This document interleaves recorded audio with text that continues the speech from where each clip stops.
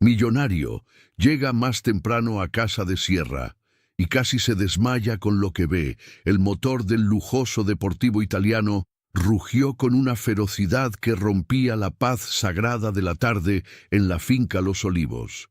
Don Álvaro Castillo no disminuyó la velocidad al cruzar el imponente portón de hierro forjado. Sus manos apretaban el volante de cuero con tanta fuerza que sus nudillos estaban blancos, tensos por una furia fría y calculadora. Venía con una sola misión, una decisión irrevocable que había tomado en su oficina de cristal en la ciudad, a cientos de kilómetros de allí. Despedir a la empleada doméstica, esa tal Rosana, y echarla de su propiedad antes de que cayera el sol. La llamada de su tía Beatriz todavía resonaba en sus oídos, venenosa y alarmante. «Esa mujer es un peligro, Álvaro», le había dicho con su tono aristocrático y preocupado. «La encontré probándose mis joyas, y lo peor, los niños, los tiene descuidados, sucios, no es quien dice ser». Para un hombre como Álvaro, que controlaba imperios financieros, pero no podía controlar el destino de su propia familia, la traición era el único pecado imperdonable. Había enterrado a su esposa. No permitiría que nadie dañara lo único que le quedaba, aunque fueran los restos rotos de una familia feliz. Frenó en seco frente a la entrada principal, levantando una nube de polvo que manchó la carrocería inmaculada del coche. No le importó. Salió dando un portazo que retumbó como un disparo en el silencio del campo. Se ajustó el saco de su traje hecho a medida, un escudo de tela cara que usaba para protegerse del mundo, y caminó con pasos largos y decididos hacia la casa. No entraría por la puerta principal. Sabía por los informes de seguridad que a esa hora la servidumbre solía estar en el invernadero o en el jardín trasero. Quería atraparla en el acto. Quería ver la negligencia con sus propios ojos para no sentir ni una pizca de culpa al dejarla en la calle. Rodeó la mansión de piedra antigua, pasando por los rosales perfectamente podados que su difunta esposa tanto amaba. El aire olía a tierra mojada y a lavanda, un aroma que normalmente le traía recuerdos dolorosos, pero hoy solo alimentaba su determinación. Al llegar al arco de piedra que daba al jardín trasero, preparado para gritar, preparado para imponer su autoridad de millonario intocable, el tiempo se detuvo. La escena que se desplegó ante sus ojos no tenía lógica. No encajaba con los informes médicos, ni con las facturas de hospitales suizos, ni con la realidad gris que había habitado su vida durante los últimos 2 años. El sol de la tarde bañaba el jardín con una luz dorada, casi celestial, y allí, en el centro del césped verde esmeralda, estaba Rosana. No llevaba joyas robadas. Llevaba su uniforme azul de servicio, sencillo, con el delantal blanco y esos ridículos guantes de goma amarillos que usaba para fregar los pisos. Estaba de rodillas en el pasto, con los brazos abiertos, una sonrisa radiante y lágrimas corriendo libremente por sus mejillas, ignorando completamente que estaba arruinando su ropa de trabajo. Pero no fue ella quien robó el aliento de Álvaro.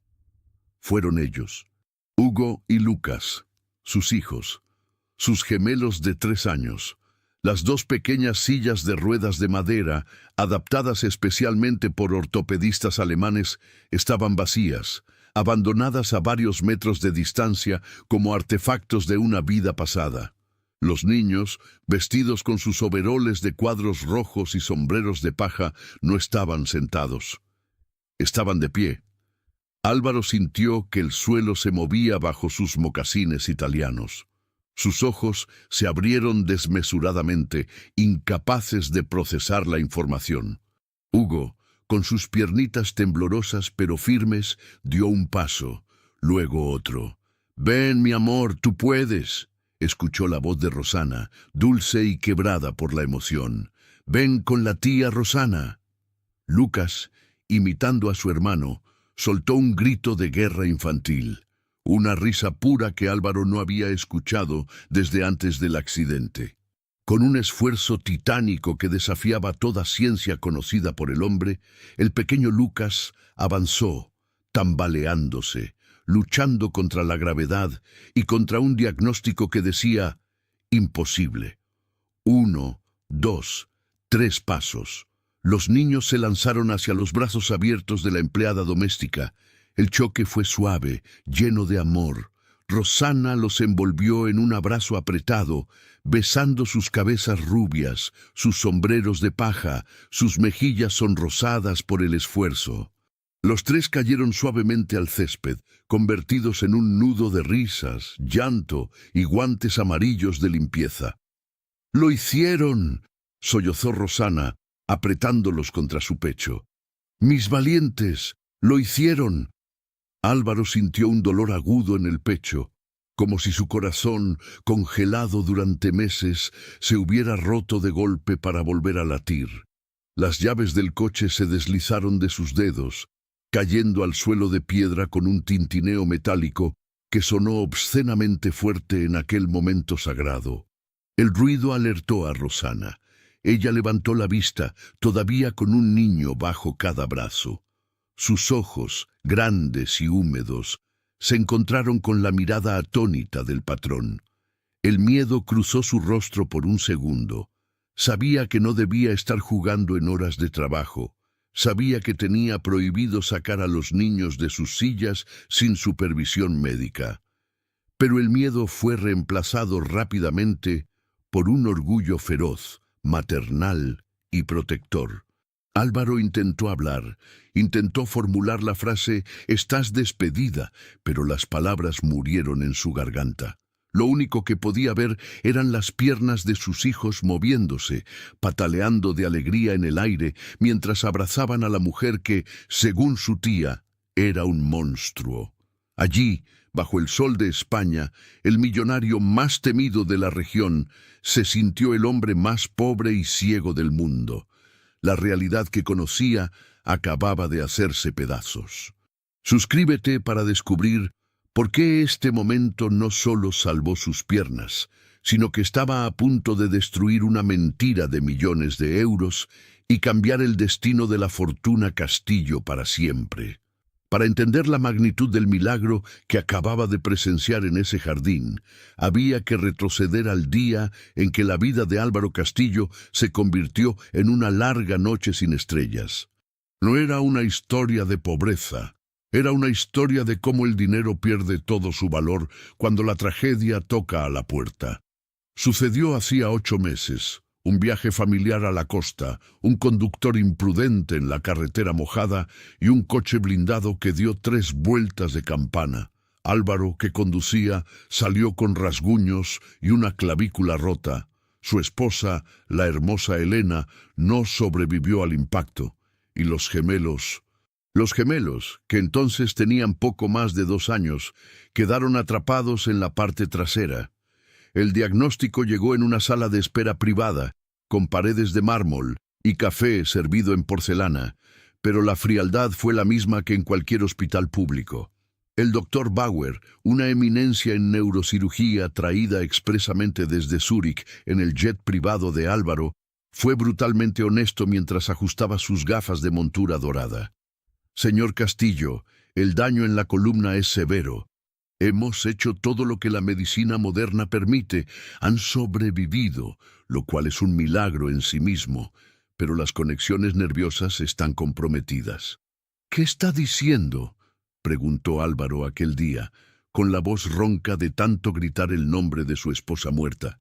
«Que no caminarán, nunca. La parálisis de la cintura para abajo es permanente. Prepárese para sillas de ruedas, cuidados constantes y terapias paliativas. No hay esperanza de movilidad independiente. Nunca». Esa palabra se tatuó en el cerebro de Álvaro como una sentencia de muerte en vida. Durante los meses siguientes, la mansión se convirtió en un mausoleo. Álvaro, incapaz de manejar el duelo y la culpa de ver a sus hijos atados a esas sillas, Hizo lo que mejor sabía hacer, lanzar dinero al problema. Contrató a las enfermeras más caras, especialistas en cuidados paliativos que venían con uniformes almidonados y currículums impecables. Compró los equipos más avanzados, adaptó la casa entera con rampas automáticas y ascensores. Pero se olvidó de ser padre. Cada vez que miraba a Hugo y Lucas, no veía a sus hijos, veía su fracaso. Veía el accidente, veía a Elena muriendo, así que se refugió en el trabajo. Duplicó su fortuna en 6 meses, comprando empresas competidoras con una agresividad que asustaba a sus socios. Llegaba a casa tarde, cuando los niños ya dormían, y se iba antes de que despertaran. Delegó el amor, delegó la crianza, y las enfermeras, ellas hacían su trabajo, sí. Mantenían a los niños limpios, alimentados y medicados, pero no había calor. Trataban a los gemelos como pacientes, como casos clínicos, no como niños pequeños que acababan de perder a su madre. Si un niño lloraba, le daban un sedante suave prescrito por el médico. Si querían jugar, les ponían una pantalla delante. No se agiten, les decían, recuerden su condición. La casa se volvió silenciosa. Los niños dejaron de reír. Sus ojos se apagaron. Se estaban marchitando en medio del lujo, rodeados de juguetes que no podían usar y de adultos que los miraban con lástima profesional. Fue entonces cuando apareció la tía Beatriz, la única pariente viva de Álvaro, una mujer de la alta sociedad que siempre había considerado a Elena poca cosa para su sobrino. Beatriz se instaló en la casa con la excusa de ayudar a organizar el caos, pero Álvaro estaba demasiado ciego por su dolor para ver cómo ella empezaba a cambiar al personal, despidiendo a los empleados leales y trayendo gente de su confianza. Gente que informaba todo. Pero Beatriz cometió un error. Al despedir a la última enfermera especializada, porque cobraba demasiado, contrató a alguien barato para limpiar y echar un ojo a los niños mientras buscaba una institutriz de alcurnia. No buscó referencias profundas. Solo quería a alguien que no hiciera preguntas y que mantuviera la casa impecable. Así llegó Rosana. No tenía títulos universitarios colgados en la pared. No sabía latín ni francés. Venía de un pueblo pequeño en las montañas, con las manos callosas de trabajar la tierra y una necesidad desesperada de enviar dinero a su abuela enferma. Cuando entró en la mansión por primera vez, con su uniforme azul barato y sus zapatos desgastados, la tía Beatriz ni siquiera la miró a los ojos. «Tu trabajo es limpiar», le ladró Beatriz. «Los niños son delicados. No los toques, no los molestes. Y por el amor de Dios, no les hables con ese acento de pueblo. Solo asegúrate de que no se caigan de las sillas». Rosana asintió, bajando la cabeza. Pero el primer día que entró en el cuarto de juegos y vio a esos 2 angelitos sentados en sus sillas de ruedas, mirando por la ventana con una tristeza infinita, algo en su corazón se rompió. Ella no veía parálisis permanente. Ella veía a 2 niños solitarios que necesitaban algo más fuerte que la medicina, necesitaban vida. Esa tarde, mientras Álvaro estaba en una reunión en Tokio vía satélite y Beatriz tomaba el té en el club de campo, Rosana hizo lo prohibido. Se puso los guantes amarillos para limpiar el polvo de los juguetes, se acercó a Lucas y le hizo una mueca graciosa. El niño parpadeó, sorprendido. Rosana tomó un peluche y fingió que tropezaba. Hugo soltó una risita tímida.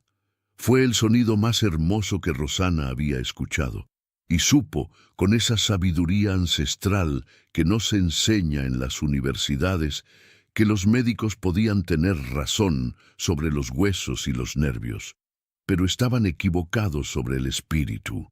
«Vamos a hacer un trato, mis niños», les susurró ese primer día, agachándose a su altura. «Mientras la bruja no esté, aquí no habrá sillas. Aquí vamos a ser guerreros». Álvaro no sabía nada de esto. Para él, Rosana era solo una sombra azul que cruzaba los pasillos. Hasta hoy, hasta este momento en el jardín donde la sombra acababa de demostrarle al hombre más rico del país que el dinero no podía comprar lo que ella acababa de regalarles: un paso. El recuerdo del diagnóstico fatal se desvaneció de la mente de Álvaro, reemplazado por la imagen vibrante de sus hijos de pie. La furia con la que había llegado se estaba transformando en una confusión aterradora. Si los médicos dijeron que era imposible, ¿qué había estado haciendo esta mujer a espaldas de todos para lograr lo inalcanzable? ¿Y por qué su tía Beatriz quería que la despidiera con tanta urgencia? Una sospecha oscura empezó a formarse en el estómago de Álvaro, una que dolía más que el accidente mismo. Miró a Rosana, que seguía en el suelo abrazando a los niños, y por primera vez en 2 años, el gran don Álvaro Castillo no tenía el control. Tenía miedo de la verdad que estaba a punto de salir a la luz. La mansión de los Castillo no era un hogar, era una clínica de lujo disfrazada de palacio. Antes de que Rosana se atreviera a cruzar la línea invisible que separaba a la servidumbre de los señores, la vida de Hugo y Lucas transcurría en una monotonía gris y esterilizada. Las enfermeras contratadas por don Álvaro, mujeres eficientes con títulos colgados en marcos dorados y corazones de hielo, cumplían sus horarios con precisión suiza. A las 8, desayuno rico en proteínas. A las 9, aseo con esponjas tibias. A las 10, medicación para evitar espasmos. Y luego, el interminable silencio. Las enfermeras no eran crueles, simplemente eran indiferentes. Para ellas, los gemelos eran un trabajo bien pagado, un caso difícil que luciría bien en su historial profesional. Se sentaban en los sillones de terciopelo a revisar sus teléfonos móviles, vigilando los monitores cardíacos con un ojo y sus redes sociales con el otro, mientras los niños permanecían atados a sus sillas, mirando el jardín a través de los cristales inmensos, como si fueran peces atrapados en una pecera de oro. No se muevan mucho, se pueden lastimar. Era la frase más repetida en esa habitación. Rosana, sin embargo, veía algo que los monitores no registraban. Mientras fregaba el suelo de mármol de rodillas, con el olor a lavanda y desinfectante llenando sus fosas nasales, observaba a los niños de reojo. Veía cómo sus piernitas, antes fuertes y regordetas, empezaban a adelgazar por la falta de uso.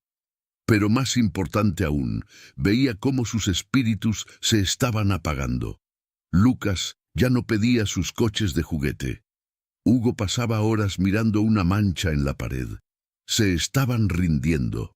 Y Rosana, que venía de una tierra donde la gente luchaba contra la sequía y el hambre, con una sonrisa en la cara, no podía soportar esa resignación.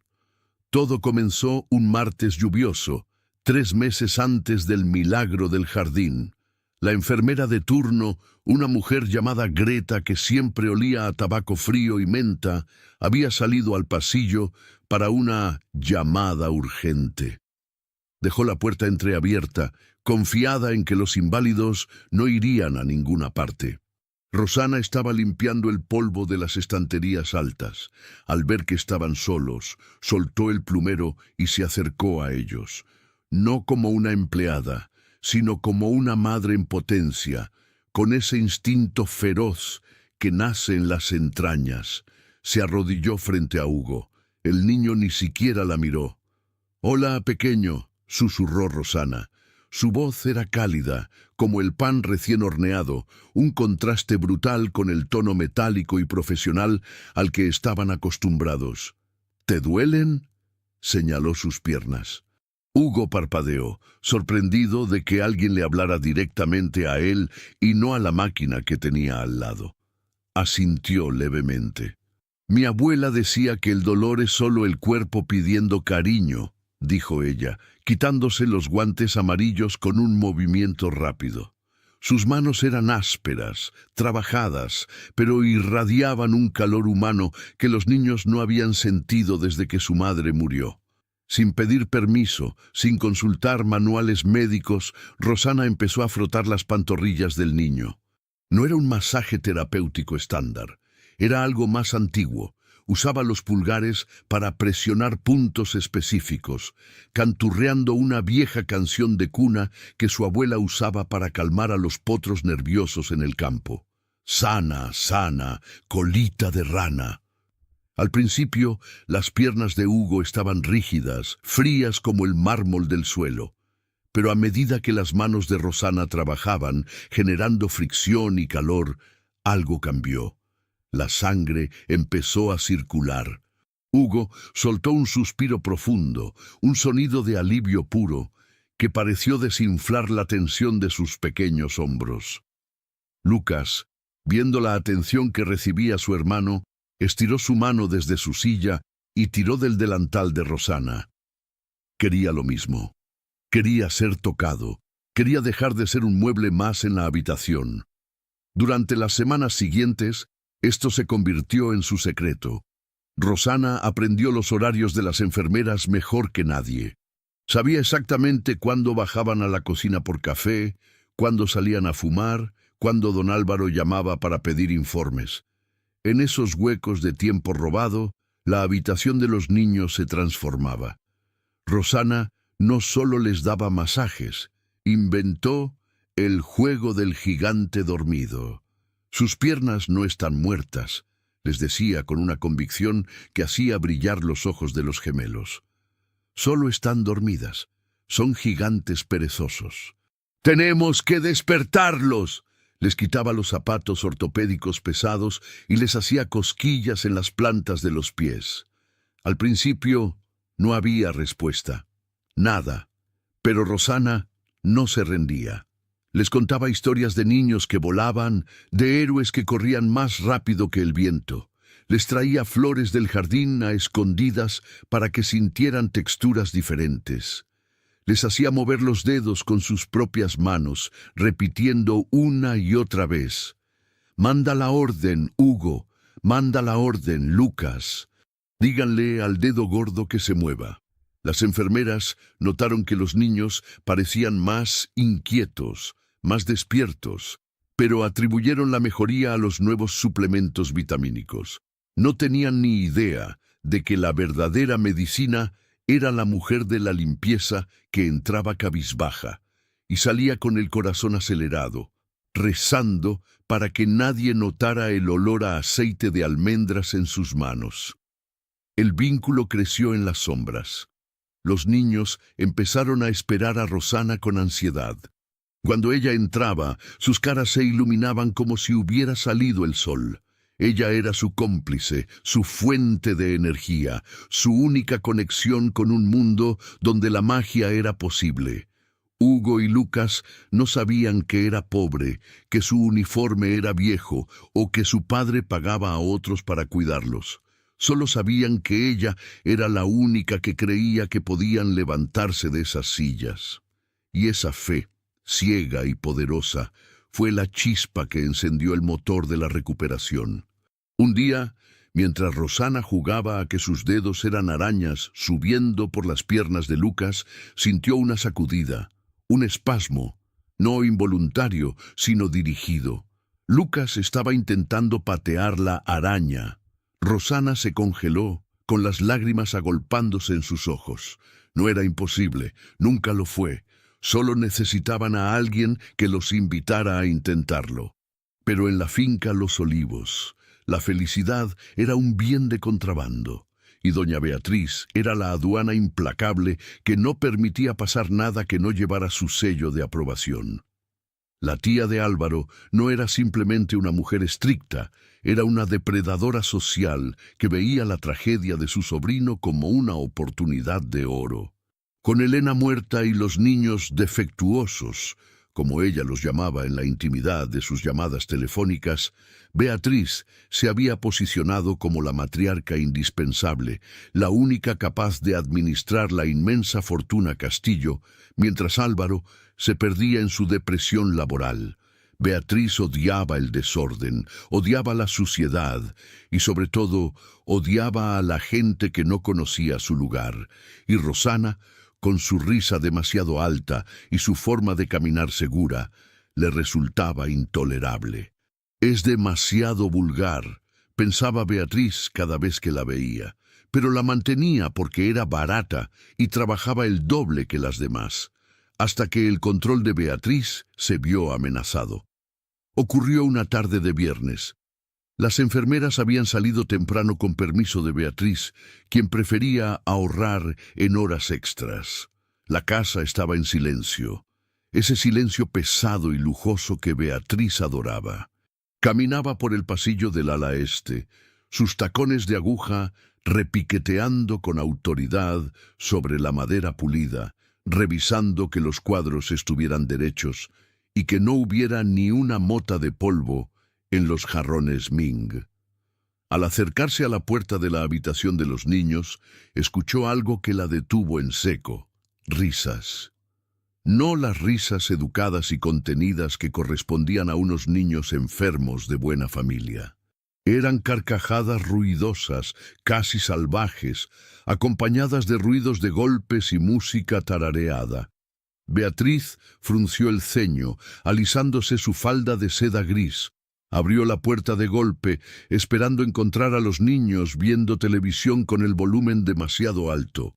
La escena que encontró le heló la sangre, no por ternura, sino por indignación pura. Rosana no estaba limpiando, estaba en el suelo, sobre la alfombra persa de 40.000 euros, con Lucas a caballito sobre su espalda. La empleada gateaba vigorosamente, haciendo ruidos de caballo, mientras Hugo, sentado en el suelo, fuera de su silla, un sacrilegio, aplaudía y gritaba animando a su hermano. Habían construido un fuerte con los cojines de seda y las sábanas de hilo egipcio. La habitación, habitualmente un santuario de orden médico, parecía un campo de batalla de alegría infantil. «¿Pero qué significa esto?». El grito de Beatriz cortó el aire como un latigazo. El silencio cayó de golpe, tan pesado como una losa de cemento. Rosana se detuvo en seco, con Lucas todavía aferrado a su cuello. Los niños, que segundos antes reían a carcajadas, se encogieron de miedo al ver la figura imponente de su tía abuela en el umbral, con el rostro contorsionado por la ira. Rosana reaccionó rápido. Con una delicadeza extrema, bajó a Lucas al suelo y se puso de pie, alisándose el delantal arrugado y bajando la cabeza, volviendo instantáneamente a su papel de sirvienta sumisa. El corazón le martilleaba en el pecho como un pájaro atrapado. Sabía que había cruzado la línea. «Doña Beatriz, los niños estaban aburridos y...», balbuceó Rosana con las manos temblando. Beatriz entró en la habitación como una tormenta. Sus ojos recorrían el desastre, los cojines en el suelo, los niños fuera de sus sillas, la empleada sudorosa y despeinada. «Silencio», espetó Beatriz, acercándose a Rosana hasta invadir su espacio personal. Olía a perfume caro y a maldad. «¿Te pago para que hagas de payaso? ¿Te pago para que revuelques a mis sobrinos por el suelo como si fueran animales de granja? Señora, el ejercicio es bueno para ellos». Lucas estaba moviéndose. Él. «Tú no eres médico», gritó Beatriz y su voz resonó en las paredes. «Tú eres una limpiadora, una ignorante que viene de la nada. ¿Tienes idea del daño que podrías haberles causado? Estos niños tienen la columna destrozada, son frágiles, son herederos de la familia Castillo, no tus muñecos de trapo». Beatriz miró a Hugo y Lucas con una mezcla de lástima fingida y disgusto real. «Míralos, están sucios, sudados, es repugnante». Se giró hacia Rosana y su mirada se volvió gélida, calculadora. Beatriz vio algo en los ojos de la empleada que la asustó más que el desorden. Vio amor y vio que los niños la miraban a ella, a Beatriz, con miedo, pero miraban a Rosana con adoración. Eso era peligroso. Si esta mujer ganaba influencia sobre los niños, ganaría influencia sobre Álvaro y Beatriz no podía permitir rivales. «Escúchame bien, muchachita», siseó Beatriz, bajando la voz a un susurro venenoso para que los niños no escucharan los detalles, aunque el tono era inconfundible. «Esta es la última vez que te veo tocando a estos niños. Tu trabajo es limpiar la mierda, no jugar a la mamá. Si vuelvo a entrar aquí y te veo a menos de 1 metro de ellos sin una escoba en la mano, no solo te despediré. Me aseguraré de que nunca vuelvas a trabajar en esta ciudad. Te acusaré de robo, te acusaré de maltrato. ¿Me has entendido?» Rosana sintió un nudo en la garganta que le impedía respirar. Necesitaba el trabajo. Su abuela dependía de esos euros para sus medicinas. No podía permitirse un escándalo, y mucho menos una denuncia de una mujer poderosa como Beatriz. «Sí, señora», susurró, con los ojos llenos de lágrimas de impotencia. «Ahora, pon a estos niños en sus sillas, ordena este chiquero y lárgate a la cocina. Y límpiate esa cara, das pena». Beatriz dio media vuelta y salió de la habitación, satisfecha con su demostración de poder. Había reafirmado el orden natural de las cosas. Los ricos mandaban, los pobres obedecían, y los inválidos se quedaban quietos. Rosana se quedó allí, temblando. Lucas y Hugo la miraban con ojos grandes y asustados, esperando que ella hiciera magia de nuevo, que convirtiera a la bruja en un sapo. Pero Rosana solo pudo tragarse sus lágrimas. Se acercó a Lucas para levantarlo y ponerlo en la silla de ruedas. El niño se resistió un poco, agarrándose a su brazo. «¡No! Silla no», murmuró el pequeño en una de sus pocas palabras. A Rosana se le rompió el corazón en 1000 pedazos. En ese momento, mientras levantaba el peso ligero del niño y sentía sus huesitos frágiles bajo la ropa, tomó una decisión. Beatriz podía tener el dinero, el poder y la casa. Podía amenazarla con la cárcel o el hambre, pero no iba a condenar a estos niños a una vida de parálisis solo por su arrogancia. Si tenía que hacerlo en secreto, lo haría. Si tenía que arriesgar su futuro, lo haría. «No te preocupes, mi amor», le susurró al oído a Lucas, dándole un beso rápido en la frente antes de sentarlo en la fría silla de cuero. «Esto no ha terminado. Vamos a jugar a un nuevo juego, el juego de los espías». Esa tarde, bajo la amenaza de la villana, nació la verdadera rebelión, y con ella la semilla del conflicto que estallaría meses después en el jardín, cuando Álvaro regresara a casa. Beatriz había ganado la batalla del día, pero acababa de declarar una guerra que no tenía idea de cómo pelear. La guerra contra el amor de una madre sustituta. El juego de los espías no era una metáfora infantil. Se convirtió en una operación militar de precisión, ejecutada bajo las narices de la tiranía. La mansión se había vuelto territorio hostil. Doña Beatriz patrullaba los pasillos con la regularidad de un reloj suizo, buscando cualquier excusa, una mancha en el espejo, un juguete fuera de lugar, para despedir a Rosana. Pero Rosana tenía algo que Beatriz, con toda su astucia, subestimaba: la motivación desesperada del amor. La habitación de los niños era demasiado peligrosa. Las cámaras de seguridad que Beatriz había instalado por seguridad y para controlar al personal parpadeaban con su luz roja acusadora en cada esquina. Así que Rosana encontró el único lugar de la finca donde la aristocracia nunca ponía un pie: el antiguo invernadero trasero. Era una estructura de cristal victoriano, devorada por enredaderas salvajes, donde el calor era sofocante y la humedad rizaba el cabello perfecto de la señora. Beatriz lo consideraba una ruina sucia. Para Rosana y los gemelos, se convirtió en su gimnasio secreto, su santuario. Cada tarde, durante la hora de la siesta de Beatriz, sagrada e inviolable entre las 2 y las 4, Rosana sacaba a los niños. Operación Silencio, susurraba, poniéndose un dedo sobre los labios. Hugo y Lucas, con los ojos brillando de emoción, asentían. Rosana empujaba las sillas de ruedas por el camino de grava, esquivando las zonas visibles desde el balcón principal, moviéndose rápido entre los setos altos como fugitivos.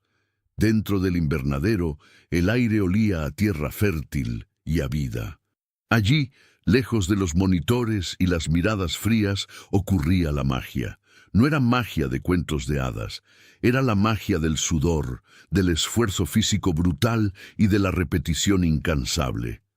«Hoy vamos a ser árboles», decía Rosana, secándose el sudor de la frente con el dorso de su guante. «Los árboles tienen raíces fuertes». Sacaba a los niños de las sillas y los colocaba en el suelo, sobre unas viejas mantas de lana. La terapia era dura. Rosana había observado cómo se movían los bebés sanos en su pueblo y replicaba esos movimientos. Se colocaba detrás de Hugo, sujetando sus caderas con firmeza. «Arriba, campeón, empuja el suelo, empújalo lejos». Hugo gruñía, su carita roja por el esfuerzo, los tendones de su cuello marcados. Sus piernas, que semanas atrás eran fideos blandos, ahora tenían una tensión visible.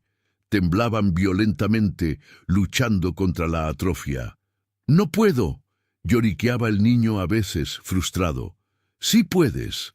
Eres un castillo. Los castillos son de piedra», le respondía ella sin dejarle rendirse, pero besando su cabeza sudorosa. «Solo un segundo más. Aguanta, aguanta». Y Hugo aguantaba. Un segundo se convertía en 3. Luego colapsaba en los brazos de Rosana, jadeando pero sonriendo. Con Lucas, el desafío era el equilibrio. Rosana usaba una vieja barandilla de madera oxidada que había limpiado y lijado. Ponía las manitas del niño en la barra. «Agárrate fuerte. Ahora suelta una mano». Como los piratas en el barco. Lucas se tambaleaba. El pánico cruzaba sus ojos por un instante, pero Rosana siempre estaba allí, sus manos grandes y callosas flotando a milímetros de su cuerpo, una red de seguridad invisible. «Estoy aquí. Nunca te dejaré caer. Confía en tus piernas. Ellas saben qué hacer». El progreso fue lento, agonizante, pero real. Una tarde de martes, el milagro floreció entre las orquídeas salvajes. Hugo estaba agarrado al borde de una maceta grande de terracota. Rosana estaba ocupada ayudando a Lucas a estirar los tobillos. «¡Rosana, mira!», gritó Lucas. Rosana giró la cabeza y se le heló la sangre, para luego hervir de euforia. Hugo había soltado la maceta, estaba de pie, sin apoyo, solo. Duró 3 segundos. 1, 2, 3. Sus rodillas chocaron y cayó sentado sobre la manta, riendo a carcajadas por la sorpresa de su propia altura. Rosana se lanzó hacia él, no para regañarlo, sino para devorarlo a besos, llorando sin control. «¡Lo hiciste! ¡Te sostuviste solo!», gritaba en susurros, consciente de que no podían hacer ruido. Hugo, contagiado por la alegría, aplaudía. «¡Otra vez! ¡Otra vez!», pedía el niño. En ese invernadero sucio, entre sacos de abono y herramientas oxidadas, se estaba forjando la recuperación que los médicos suizos habían descartado. Rosana masajeaba sus músculos adoloridos cada noche, cantándoles para que durmieran, agotada hasta el hueso, pero con el corazón lleno. Sin embargo, el peligro acechaba.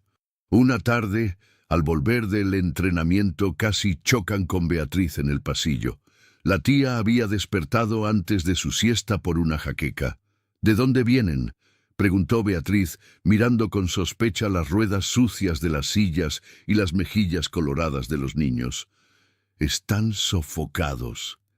«El aire acondicionado está muy fuerte en el cuarto, señora», mintió Rosana con una rapidez que la sorprendió a ella misma. «Los llevé a la cocina a por agua. Allí hace más calor». Beatriz arrugó la nariz. «Huelen a tierra. Báñalos inmediatamente. Y Rosana, te estoy vigilando. No creas que no noto que desapareces». Rosana asintió y corrió al baño con los niños. Sabía que el tiempo se acababa. Hugo y Lucas estaban cada vez más fuertes, pero Beatriz estaba cada vez más cerca. Necesitaban unas semanas más para dar la sorpresa a su padre. Solo unas semanas más para que pudieran caminar hacia él y demostrarle que estaban curados. Rosana no sabía que no tenía semanas, ni siquiera tenía días. Doña Beatriz no era tonta, era malvada, lo cual agudizaba los sentidos mucho más que la inteligencia. Llevaba días notando cosas raras. Los niños dormían más profundamente por las noches, como si hubieran corrido un maratón. Comían con un apetito voraz que no correspondía a niños sedentarios. Y sus piernas. Cuando Beatriz los inspeccionaba con desagrado durante el baño semanal que supervisaba, notaba que los músculos ya no estaban flácidos. Había tono, había vida. Aquello no era una buena noticia para Beatriz. Era una catástrofe financiera. Sentada en el despacho de roble de Álvaro, aprovechando su ausencia, Beatriz revisaba los documentos del fideicomiso familiar. La cláusula era clara. En caso de incapacidad permanente de los herederos, la administración total de los bienes pasará a un tutor legal designado hasta la mayoría de edad. Beatriz era esa tutora. Pero si los niños se recuperaban, si los niños volvían a ser funcionales, Álvaro recuperaría la esperanza. Se involucraría de nuevo y lo peor, podría casarse otra vez, tener más hijos o simplemente tomar las riendas y echar a Beatriz a un asilo de ancianos de lujo.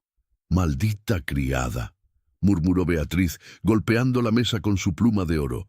Sabía que Rosana estaba detrás de esto. Esa campesina ignorante estaba arruinando el plan perfecto con su estúpido amor y sus masajes milagrosos. Tenía que actuar rápido. No bastaba con despedirla. Álvaro podría recontratarla si los niños lloraban mucho. Tenía que destruirla. Tenía que asegurarse de que Álvaro sintiera tal repulsión por ella que no quisiera volver a verla ni en pintura. Y de paso, tenía que sacar a los niños de la casa. Un internado en Suiza para casos especiales ya estaba apalabrado. Lejos de la influencia de criadas me tomen todo. Beatriz se levantó y fue a su caja fuerte. Sacó un anillo. No cualquier anillo. Era una esmeralda antigua que había pertenecido a la madre de Álvaro. Una joya con un valor sentimental incalculable. Luego, caminó hacia el cuarto de servicio. Sabía que Rosana estaba en el jardín limpiando. Entró en la pequeña habitación de la empleada. Olía a jabón barato y a pobreza digna.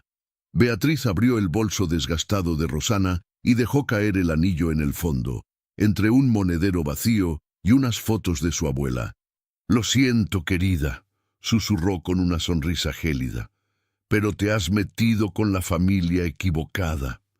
Pero eso no era suficiente. El robo justificaría el despido, pero no la furia ciega que Beatriz necesitaba provocar en su sobrino para que tomara decisiones drásticas con los niños. Necesitaba algo más oscuro. Regresó al despacho y marcó el número privado de Álvaro. Sabía que estaba en una fusión importante en Madrid. El teléfono sonó 3 veces. «¿Beatriz? Estoy en medio de...» «Álvaro, tienes que venir, ahora mismo». La voz de Beatriz era una actuación digna de un Oscar, temblorosa, al borde del llanto, llena de pánico. Al otro lado de la línea, el millonario se tensó. «¿Qué pasa? Son los niños. ¿Están bien?» «No, no están bien», sollozó Beatriz. «Es ella, esa mujer, Rosana». «¿Qué hizo? Habla claro, tía». «Llegué antes del club, escuché gritos. Álvaro, es horrible». Beatriz hizo una pausa dramática, dejando que el silencio torturara a su sobrino. «La encontré golpeando a Lucas porque se había orinado encima. Lo estaba sacudiendo como a un muñeco. El niño estaba aterrorizado, Álvaro. Tiene marcas en los brazos». El silencio al otro lado del teléfono fue sepulcral. Beatriz podía sentir la temperatura bajando a través de la línea. ¿Qué has dicho? La voz de Álvaro sonó irreconocible, baja y peligrosa como un animal herido. «¿Y eso no es todo?» Cuando intenté detenerla se puso agresiva. Revisé sus cosas para echarla y... «Álvaro, tiene el anillo de esmeraldas de tu madre en su bolso. Nos ha estado robando y torturando a tus hijos todo este tiempo mientras tú trabajabas. Dios mío, soy culpable por no haberme dado cuenta antes. Tienes que venir a sacarla de aquí antes de que llame a la policía. Los niños están histéricos». Era la mentira perfecta. Mezclaba la culpa de padre ausente de Álvaro con su mayor miedo, que sus hijos sufrieran sin que él pudiera protegerlos. «No llames a la policía», dijo Álvaro. Su voz ya no temblaba. Era hielo puro. «No quiero escándalos con la prensa. Voy para allá. Yo me encargaré de ella personalmente. Llego en 2 horas. Que no se mueva». Beatriz colgó el teléfono lentamente, una sonrisa de satisfacción curvando sus labios pintados de rojo. Miró por la ventana hacia el jardín, donde Rosana, ajena a su sentencia de muerte, estaba podando unos rosales. «Disfruta del sol, Cenicienta», murmuró Beatriz, «porque se avecina una tormenta y no tienes paraguas». Todo estaba listo. Álvaro llegaría furioso, cegado por el dolor, echaría a Rosana sin dejarla hablar, y luego, con el corazón roto, aceptaría firmar los papeles para el internado en Suiza, convencido de que era lo mejor para proteger a sus hijos de gente peligrosa. Beatriz había ganado, o eso creía ella. No contaba con que el verdadero crimen de Rosana no era el robo ni el maltrato, sino haber enseñado a 2 niños inválidos a caminar hacia su padre. El escenario estaba dispuesto para el enfrentamiento final. El coche deportivo de Álvaro ya devoraba kilómetros de asfalto, acercándose como un misil dirigido al corazón de la mentira. La sala de juntas en la planta 42 del edificio Castillo Corp en Madrid estaba congelada en un silencio sepulcral. 12 ejecutivos japoneses esperaban la firma de una fusión millonaria, pero el asiento de la cabecera estaba vacío.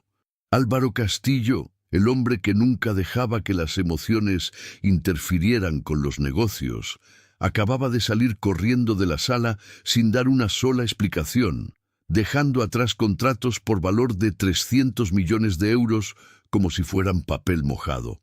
En el ascensor privado, que descendía a velocidad de vértigo hacia el garaje, Álvaro golpeó la pared de metal con el puño cerrado. El dolor físico en sus nudillos apenas se registraba. Era una molestia insignificante comparada con el ácido corrosivo que le quemaba las entrañas. La voz de su tía Beatriz se repetía en su mente en un bucle tortuoso. Cada palabra era una puñalada infectada. «La encontré golpeando a Lucas. Tiene marcas en los brazos. Nos ha estado robando». «¡Maldita sea, maldita sea!», rugió Álvaro cuando las puertas se abrieron en el sótano. Corrió hacia su coche deportivo negro. No esperó al chofer. Arrancó el motor con una violencia que hizo chirriar los neumáticos sobre el cemento pulido y salió disparado hacia la autopista. El GPS marcaba 2 horas y media de viaje hasta la finca Los Olivos. Él lo haría en 1 hora y media, o moriría en el intento.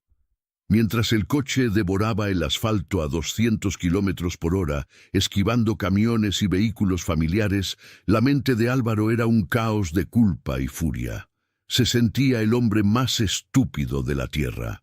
Había creído que estaba protegiendo a sus hijos al trabajar día y noche, acumulando una fortuna para asegurar su futuro, para pagar los mejores tratamientos, para construirles una jaula de oro donde nada pudiera lastimarlos. Y mientras él estaba ocupado comprando empresas, una desconocida estaba en su propia casa, torturando a los seres que él más amaba. Recordó la cara de Rosana. La había visto pocas veces, una sombra fugaz, con uniforme azul y guantes amarillos, que siempre bajaba la mirada cuando él pasaba. Parecía inofensiva, parecía humilde. Es una buena chica, trabajadora. Había pensado distraídamente alguna vez.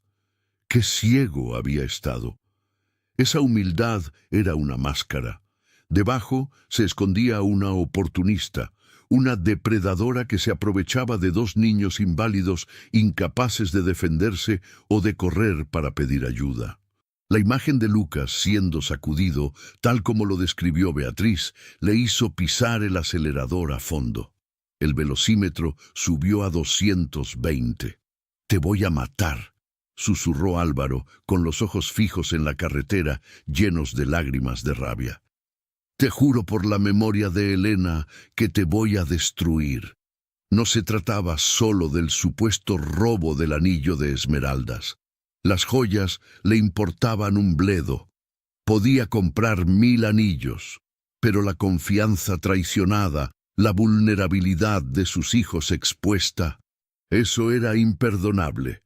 Se imaginó a Hugo y Lucas llorando en silencio por las noches, asustados de la mujer que debía cuidarlos, esperando a un papá que nunca llegaba porque estaba demasiado ocupado firmando papeles en Madrid. «Soy yo», pensó con amargura. «El culpable soy yo». Beatriz tenía razón. Debía haberlos internado en Suiza, donde profesionales de verdad los vigilaran las 24 horas. Quise mantenerlos en casa por egoísmo, para sentir que todavía tenía una familia, y mira lo que he provocado. El paisaje cambió de los edificios grises de la ciudad a los campos dorados y verdes de la provincia. Cada kilómetro que avanzaba aumentaba su determinación. No iba a esperar a la policía. La policía era lenta, burocrática, él mismo la echaría. La arrastraría fuera de su propiedad y se aseguraría de que su nombre quedara tan manchado que no pudiera conseguir trabajo ni barriendo calles. Y luego abrazaría a sus hijos y les pediría perdón de rodillas hasta que se le acabara la voz. Cuando finalmente divisó el portón de hierro de los Olivos, su corazón latía tan fuerte que le dolían las costillas. Entró sin disminuir la velocidad, ignorando al guardia de seguridad que salió de la caseta alarmado. El coche derrapó en la grava frente a la entrada principal. Álvaro salió del vehículo como una exhalación. No llevaba la compostura de un CEO, llevaba la desesperación de un padre. Se aflojó la corbata que lo asfixiaba y subió los escalones de piedra de 2 en 2. La casa estaba en silencio. Demasiado silencio. «¡Beatriz!», gritó en el vestíbulo. Nadie respondió. Corrió hacia el salón principal. Vacío. Fue a la habitación de los niños en la planta baja. Vacía. Las sillas de ruedas no estaban. El pánico lo golpeó como un mazo. ¿Se los había llevado? ¿Había huido esa loca con sus hijos al verse descubierta por Beatriz? «¡Rosana!», bramó, su voz retumbando en los techos altos. Entonces, a través de los ventanales del fondo, vio movimiento en el jardín trasero. Una mancha azul. Algo pequeño y rojo. Álvaro no pensó. Corrió hacia la puerta trasera que daba al porche y al jardín. Iba preparado para la guerra. Iba preparado para ver violencia, para ver miedo, para rescatar a sus hijos de las garras de un monstruo. Abrió la puerta de cristal de un empujón violento y salió al sol de la tarde, con los puños cerrados y la respiración entrecortada, listo para atacar. Pero el ataque nunca llegó, porque lo que vio detuvo su mundo en seco. El contraste entre la tormenta que Álvaro llevaba dentro y la paz que reinaba en el jardín fue tan brutal que lo dejó mareado. Esperaba gritos y encontró risas. Esperaba ver a una mujer cruel arrastrando a niños indefensos y encontró una escena que parecía sacada de un sueño febril o de un recuerdo de una vida que creía perdida para siempre. Allí, a unos 15 metros de distancia, sobre el césped inmaculado, estaba ella. Rosana no tenía aspecto de villana. Estaba de rodillas, con el uniforme manchado de pasto y tierra. los brazos extendidos y una expresión de alegría tan pura, tan radiante, que eclipsaba al mismo sol, y frente a ella, desafiando todas las leyes de la medicina, desafiando los informes del doctor Bauer, desafiando la lógica y la realidad de los últimos 8 meses, estaban ellos. Hugo y Lucas no estaban en sus sillas. Las sillas estaban volcadas lejos, olvidadas como carcasas inútiles. Los niños estaban de pie. Álvaro sintió que las piernas le fallaban. Se detuvo en seco, agarrándose al marco de piedra de la puerta para no caer. Su cerebro intentaba procesar la imagen, pero no encontraba archivos donde encajarla. Estaba alucinando por el estrés. Era un espejismo cruel provocado por su deseo desesperado. Vio a Hugo dar un paso tambaleante. El niño apretaba los dientes, concentrado, sus piernitas temblando bajo el peso de su cuerpo, pero se mantenía erguido. «¡Vamos, Hugo!», animaba Rosana, su voz dulce y firme flotando en la brisa. «Tú eres fuerte. Ven a mis brazos». Y Hugo avanzó. 1 paso, 2 pasos. Luego Lucas, riendo con esa risa de cascabel que Álvaro había olvidado, se soltó de la mano de su hermano y se lanzó hacia adelante, casi corriendo, con la torpeza maravillosa de un niño que está aprendiendo a conquistar el mundo.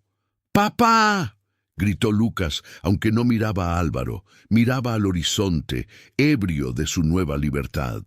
El impacto emocional fue devastador. La furia de Álvaro, que segundos antes era un incendio forestal, se evaporó instantáneamente, reemplazada por un shock absoluto. Las llaves del coche, que todavía tenía apretadas en su mano derecha como un arma, se deslizaron de sus dedos sudorosos. Cayeron sobre las baldosas del patio con un clac metálico y agudo. El sonido rompió la burbuja mágica del jardín. Rosana se giró bruscamente, asustada por el ruido. Su sonrisa se borró en una fracción de segundo. Al ver a Álvaro allí, de pie en la sombra del porche, con el traje desalineado, el pecho agitado y la cara pálida como la cera, el terror la invadió. «Sabe que desobedecí», pensó ella. «Sabe que saqué a los niños de las sillas. La señora Beatriz le ha contado todo». Rosana instintivamente rodeó a los niños con sus brazos, atrayéndolos hacia su pecho protector, como una leona defendiendo a sus cachorros de un cazador. Los gemelos, al sentir la tensión de su niñera, miraron hacia la casa. «¡Papá!», susurró Hugo, señalando con un dedo regordete. Álvaro dio un paso hacia el césped. No caminaba con la arrogancia del millonario, caminaba como un sonámbulo.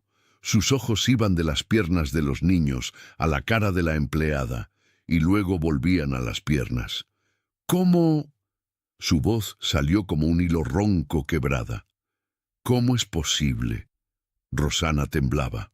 Veía la intensidad en la mirada del patrón y la confundió con ira. «Señor, perdóneme», empezó a decir ella con las lágrimas de felicidad convirtiéndose rápidamente en lágrimas de miedo. «Sé que no debía sacarlos. Sé que la señora Beatriz dijo que estaba prohibido. Pero ellos querían intentarlo. Ellos me lo pidieron. Por favor, no se enoje con ellos. La culpa es mía». Álvaro no escuchaba sus disculpas. Las palabras prohibido y culpa no tenían sentido en ese momento. Lo único que importaba era la evidencia empírica que tenía delante. «Caminan», dijo Álvaro, más para sí mismo que para ella, una afirmación incrédula. «Mis hijos caminan». Avanzó lentamente, como si temiera que si se movía demasiado rápido, la visión se desvanecería. Llegó hasta donde estaban ellos. Se dejó caer de rodillas en la hierba, sin importarle que el traje de 3.000 euros se manchara de barro. Quedó a la altura de los ojos de sus hijos. Lucas, que no entendía la complejidad del drama adulto, solo vio a su papá. Se soltó del abrazo de Rosana y dio 2 pasos tambaleantes hacia Álvaro, chocando contra su pecho. «Papá, mira, soy grande». Álvaro envolvió al niño con manos temblorosas. Tocó sus piernas, sintió el músculo, sintió la tensión, sintió la vida palpitando bajo la piel. No eran las piernas atrofiadas que masajeaba el fisioterapeuta alemán sin esperanza. Eran piernas fuertes. Levantó la vista hacia Rosana. Ella seguía en el suelo, abrazando a Hugo, esperando el grito, el despido, la acusación de robo que Beatriz le había prometido. Pero Álvaro no gritó. Sus ojos oscuros, habitualmente fríos y calculadores, estaban inundados de lágrimas. Los médicos dijeron que nunca. Álvaro tragó saliva, incapaz de terminar la frase. Miró a la mujer con el uniforme azul barato y los guantes de goma amarillos. ¿Tú hiciste esto? Rosana parpadeó, confundida por la vulnerabilidad en la voz del hombre. Nosotros, señor, respondió ella tímidamente acariciando el cabello de Hugo. Ellos hicieron el trabajo duro, yo solo les dije que podían hacerlo cuando nadie más creía que pudieran. En ese instante, la mentira de Beatriz se desmoronó. ¿Maltrato? Los niños se aferraban a esta mujer como si fuera su salvavidas. ¿Robo? Ella le estaba dando el regalo más valioso que un ser humano podía recibir, algo que todo el dinero de Álvaro no había podido comprar. Álvaro miró las manos de Rosana. Esas manos ásperas, rojas por el trabajo y los productos de limpieza. No vio el anillo de esmeraldas, solo vio las herramientas que habían reconstruido a su familia. Una ola de vergüenza lo golpeó. Había venido a destruirla y ella le estaba devolviendo la vida. Gracias, susurró Álvaro, y la palabra pareció insuficiente, minúscula. Dios mío, gracias. Pero el momento de redención fue interrumpido. El sonido agudo de unos tacones golpeando el camino de piedra resonó desde la casa. ¡Álvaro! ¡Gracias a Dios que llegaste! Era Beatriz. Apareció en el porche impecable, con una carpeta de documentos bajo el brazo, los papeles del internado y una cara de falsa angustia perfectamente ensayada. No había visto a los niños de pie porque Rosana y Álvaro los ocultaban parcialmente con sus cuerpos al estar todos en el suelo. «¡Apártate de ellos, salvaje!», gritó Beatriz, señalando a Rosana con un dedo acusador mientras bajaba los escalones. «Álvaro, ten cuidado, puede ser violenta. Llama a seguridad». Álvaro se tensó. El momento de la verdad había pasado. Ahora comenzaba el momento del juicio. Se secó las lágrimas con el dorso de la mano, y cuando se giró para mirar a su tía, la vulnerabilidad había desaparecido de su rostro. En su lugar había algo mucho más aterrador. La claridad absoluta de un hombre que acaba de despertar de una larga pesadilla y ve, por primera vez, quién es el verdadero monstruo en la habitación. El grito de Beatriz rompió el aire como un cristal estrellado, pero esta vez su autoridad no tuvo el efecto habitual. En el pasado, la voz de su tía hacía que Álvaro se cuadrara, obediente a la jerarquía familiar y a la supuesta sabiduría de la anciana. Pero ahora, arrodillado en la hierba, con el calor de sus hijos y de la empleada doméstica irradiando contra su pecho, Álvaro era inmune. Se puso de pie lentamente. No fue un movimiento brusco. Fue el movimiento de una montaña que decide elevarse. Su sombra se alargó sobre el jardín, cubriendo a Rosana y a los gemelos en un gesto instintivo de protección. Se limpió una lágrima solitaria que corría por su mejilla, recuperando esa máscara de frialdad que usaba en los negocios, pero esta vez dirigida hacia la mujer que bajaba los escalones del porche. Beatriz se detuvo a unos metros, jadeando ligeramente por el esfuerzo y por la actuación dramática que estaba desplegando. Sus ojos recorrían la escena buscando confirmar sus mentiras. «¡Mírala!», chilló Beatriz, señalando a Rosana, quien seguía en el suelo temblando con la cabeza baja. «Te dije que era una salvaje. Mira cómo tiene a los niños tirados en el suelo, sucios como animales. Seguro los empujó. Rosana, aléjate de mis sobrinos ahora mismo o llamaré a la Guardia Civil». Beatriz avanzó con la intención de agarrar a Hugo por el brazo y tirar de él. ¡No! El grito no vino de Álvaro, vino de Hugo. El niño, que siempre había sido el más tímido, el que se escondía detrás de las mantas cuando su tía entraba en la habitación, hizo algo extraordinario. En lugar de encogerse, se soltó del abrazo de Rosana y, apoyando sus manos en los hombros de la empleada para impulsarse, se puso de pie. Beatriz se congeló a medio camino, con la mano extendida en el aire como una garra paralizada. Sus ojos se abrieron tanto que parecía que se le iban a salir de las órbitas.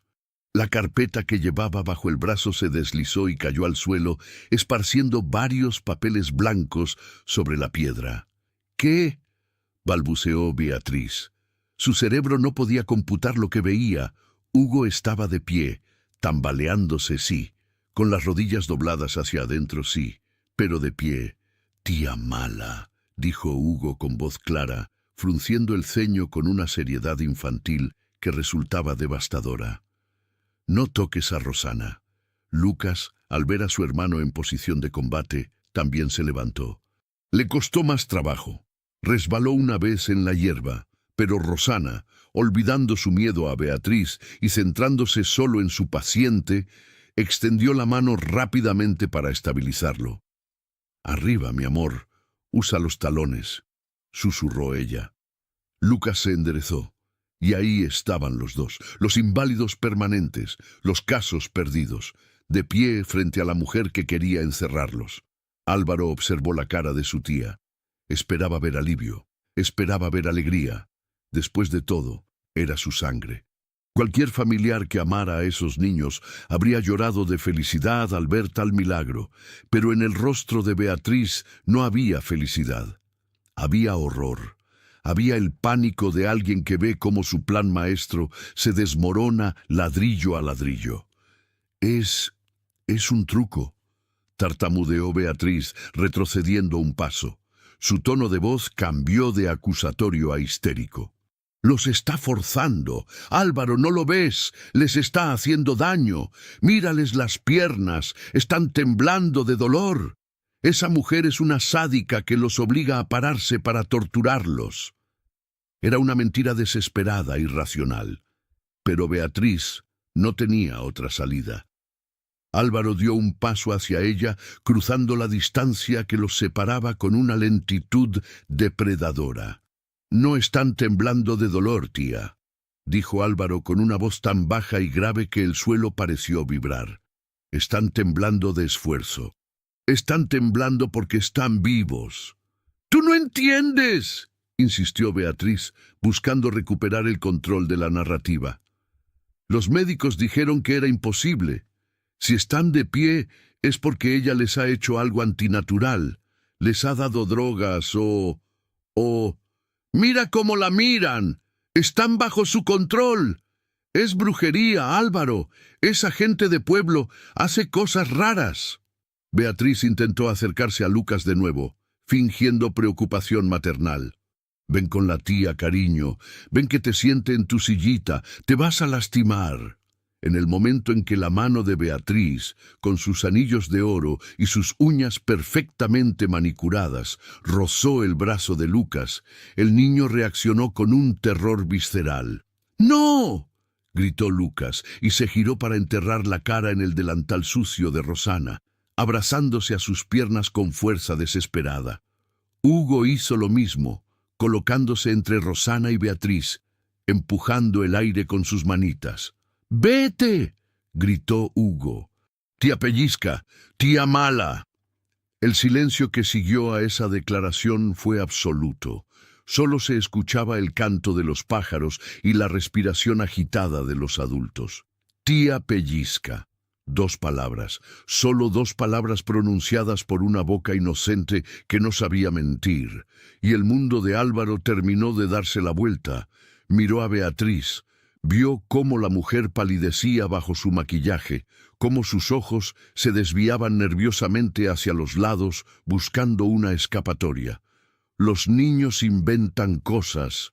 Tienen mucha imaginación», susurró Beatriz, pero su voz ya no tenía fuerza. Álvaro sintió una náusea profunda. Recordó todas las veces que había llegado a casa y había encontrado a los niños llorando, y Beatriz le decía que era por sus dolores crónicos. Recordó las veces que los niños se callaban abruptamente cuando ella entraba en la habitación. No era respeto, era miedo, puro y duro miedo. Se giró hacia Rosana. La empleada estaba acariciando las espaldas de los niños, consolándolos, susurrándoles que todo estaba bien, que nadie les haría daño. Sus manos, esas manos que Beatriz había llamado violentas, eran el refugio más seguro que sus hijos habían conocido. «Rosana», dijo Álvaro. Su voz se quebró. «¿Es verdad?» Rosana levantó la vista. Tenía los ojos rojos de llorar, pero su mirada era firme. Ya no tenía nada que perder. «Señor, la señora Beatriz, ella no tiene paciencia. Cuando los niños no querían comer su medicina, ella usaba sus uñas. Decía que tenían que aprender disciplina. Yo intenté detenerla, pero ella me amenazó con...» Rosana no terminó la frase, pero no hizo falta. Álvaro cerró los ojos un momento, dejando que la verdad se asentara en su alma como plomo fundido. Había dejado al lobo cuidando de las ovejas. «¡Miente!», gritó Beatriz, recuperando su ferocidad al verse acorralada. «Es una sucia mentirosa. Lo dice para salvarse porque sabe que la descubrí robando. Álvaro, revisa su bolso. Tiene el anillo de tu madre. Te lo juro por mi vida, es una ladrona». Beatriz señaló el bolso de tela desgastada que Rosana había dejado sobre un banco de jardín cercano. Era su última carta. Si podía probar que Rosana era una ladrona, tal vez podría sembrar la duda sobre todo lo demás. Tal vez podría salvar su posición. Álvaro abrió los ojos. Ya no había tristeza en ellos. Solo había una claridad glacial. «El anillo», repitió Álvaro. Caminó hacia el banco. «Sí, lo vi metiéndolo en su bolsa», insistió Beatriz, triunfante. Álvaro tomó el bolso. Era ligero, viejo. Lo abrió. Metió la mano y, efectivamente, sus dedos tocaron el metal frío y la piedra preciosa. Sacó el anillo de esmeraldas. Brillaba intensamente bajo el sol de la tarde. Rosana se llevó las manos a la boca, ahogando un sollozo. «Yo no... Señor, se lo juro, yo nunca...» Beatriz sonrió. Una sonrisa cruel y victoriosa. «¿Lo ves? Ahí está, te lo dije. Es una criminal, una actriz. Ha manipulado a los niños y te ha robado. Llama a la policía ahora mismo, Álvaro, que se la lleven esposada». Álvaro sostuvo el anillo en alto, girándolo para que la luz se reflejara en las facetas verdes. Miró a Rosana, que parecía a punto de desmayarse del terror. Luego miró a sus hijos, que seguían aferrados a las piernas de la criminal. Y finalmente miró a su tía. «Tienes razón, tía», dijo Álvaro con calma. «El anillo estaba en su bolso». Beatriz soltó un suspiro de alivio exagerado. «Gracias a Dios que abriste los ojos, sobrino. Ahora saca a esa mujer de aquí y...» «Pero hay algo que no encaja», interrumpió Álvaro. Cerró el puño sobre el anillo con tanta fuerza que el metal se le clavó en la piel. «Rosana ha estado en el jardín con los niños desde las 3 de la tarde. El sistema de seguridad lo confirma. Y tú, tía, tú me llamaste desde el despacho a las 4. Dijiste que la acababas de descubrir». Álvaro empezó a caminar hacia Beatriz, paso a paso, como un verdugo acercándose al cadalso. «Pero el despacho, tía, está en el segundo piso. Y la caja fuerte donde se guarda este anillo tiene un registro de apertura digital. Me llegó una notificación al móvil a las 3:30. Beatriz dejó de respirar. La notificación decía que la caja fue abierta con tu código, Beatriz. No con una llave maestra. Con tu código personal. Álvaro se detuvo a 1 metro de ella. Así que explícame, ¿Cómo llegó el anillo desde la caja fuerte que tú abriste hasta el bolso de una mujer que estaba en el jardín enseñando a mis hijos a caminar? La sonrisa de Beatriz se desvaneció como el humo. Abrió la boca para hablar, para inventar otra mentira, pero no salió nada. Estaba atrapada. El silencio en el jardín era absoluto, solo roto por el suave susurro del viento entre los olivos. Para Beatriz, sin embargo, ese silencio era ensordecedor. Era el sonido de su imperio personal derrumbándose estrepitosamente. La aristócrata altiva, que minutos antes exigía arrestos y castigos, ahora parecía encogerse físicamente ante la imponente figura de su sobrino. Álvaro no gritó, no necesitaba hacerlo. Su furia era fría, controlada, mucho más aterradora que cualquier estallido de violencia.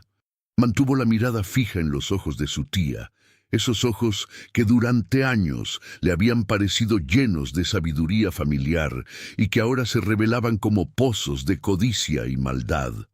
Álvaro, es un malentendido.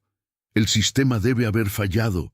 Intentó balbucear Beatriz, retrocediendo hasta chocar con una columna del porche. Su voz temblaba, patética.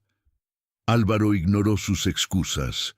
Con un movimiento lento y deliberado, guardó el anillo de esmeraldas en el bolsillo de su pantalón.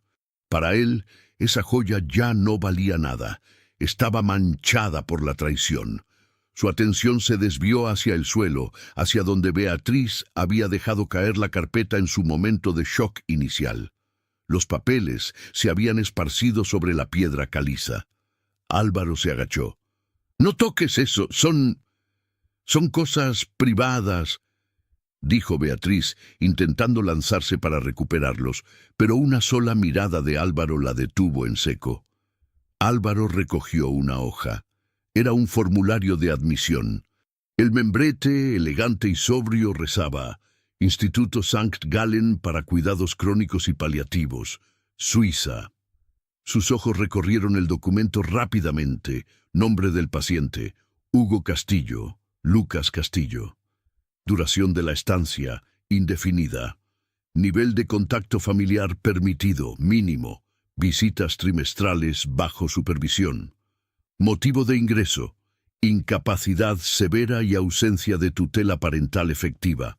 La fecha de la firma al final de la página era de hoy. Y la firma era la de Beatriz Castillo. Álvaro sintió que el aire se le escapaba de los pulmones. No era solo un internado, era un depósito, un lugar para esconder problemas lejos de la vista, lejos del corazón. Un lugar donde sus hijos habrían sido olvidados, drogados y mantenidos en sillas de ruedas para siempre, mientras Beatriz disfrutaba de la fortuna Castillo sin estorbos. «Ibas a enviarlos lejos», dijo Álvaro. No era una pregunta. Alzó la vista, y en sus ojos había un dolor tan profundo que incluso Beatriz tuvo que apartar la mirada. «Mis hijos, mis bebés. Ibas a deshacerte de ellos como si fueran muebles viejos». «Lo hacía por ti», estalló Beatriz, recurriendo a su último escudo, la manipulación emocional. «Mírate, Álvaro, eres un desastre. Desde que murió Elena no eres capaz de cuidarlos, te pasas la vida viajando. Esos niños necesitaban cuidados profesionales, no una criada ignorante jugando a ser médico. Yo solo quería proteger el patrimonio y asegurarme de que estuvieran atendidos». «¿Atendidos?». Álvaro soltó una risa seca, sin humor. «¿Atendidos con pellizcos? ¿Atendidos en una celda en Suiza a 1000 kilómetros de su padre?». Se levantó, arrugando el formulario en su puño hasta convertirlo en una bola de papel inservible. «Querías el control, Beatriz. Siempre fue eso. Si los niños desaparecían, tú seguirías siendo la dueña y señora de esta casa. Si los niños se recuperaban, ya no serías necesaria». Álvaro se giró hacia el jardín. Rosana seguía allí, de pie ahora, con Hugo y Lucas aferrados a sus manos. Era una imagen bíblica, poderosa, la sencillez contra la opulencia, la verdad contra la mentira. «Rosana», llamó Álvaro. La empleada dio un paso al frente, temerosa. «Sí, señor». «¿Cuánto tiempo llevan caminando?», preguntó él, su voz suavizándose al dirigirse a ella. Unas 2 semanas, señor», confesó ella, bajando la cabeza. «Empezaron con pasitos cortos en el invernadero.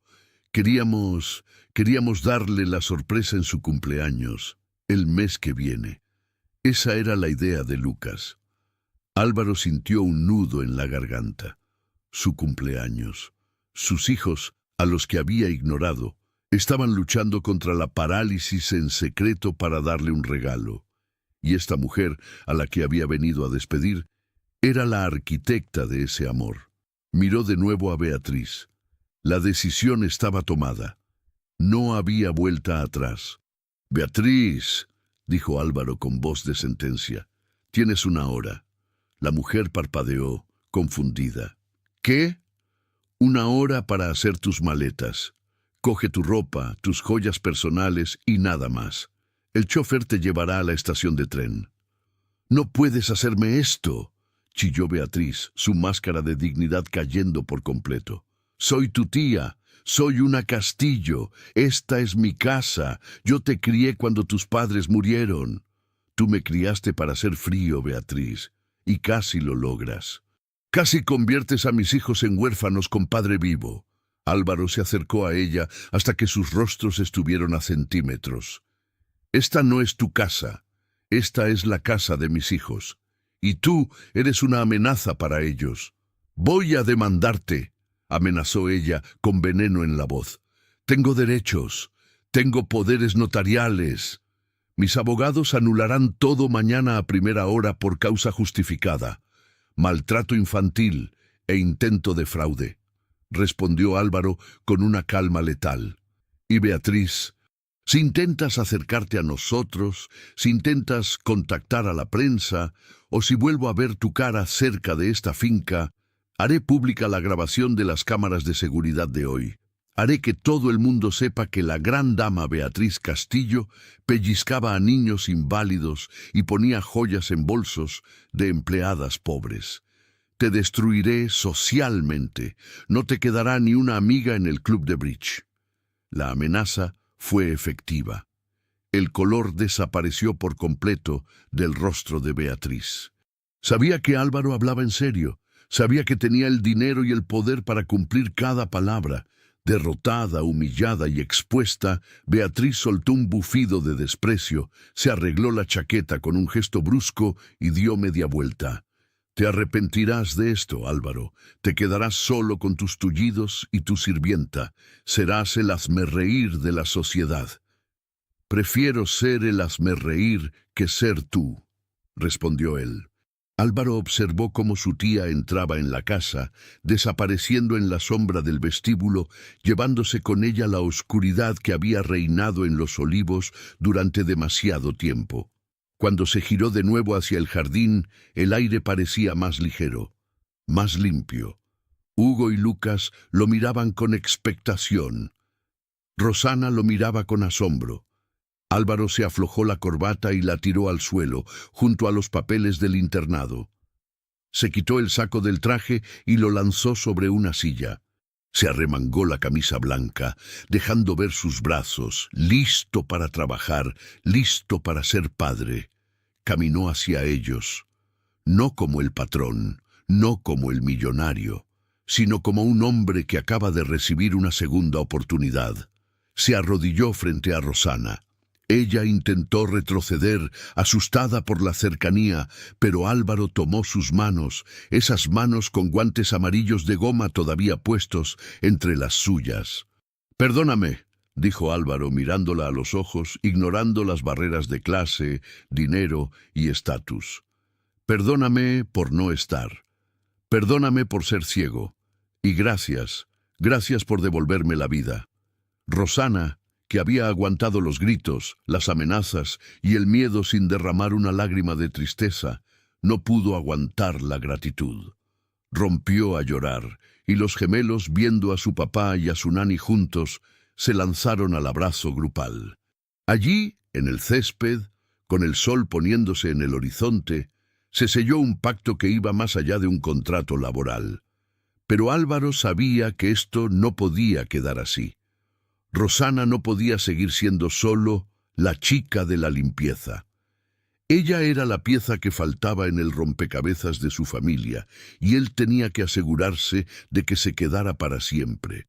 Pero, ¿cómo pedirle a alguien que acabas de acusar de ladrona que sea la madre de tus hijos?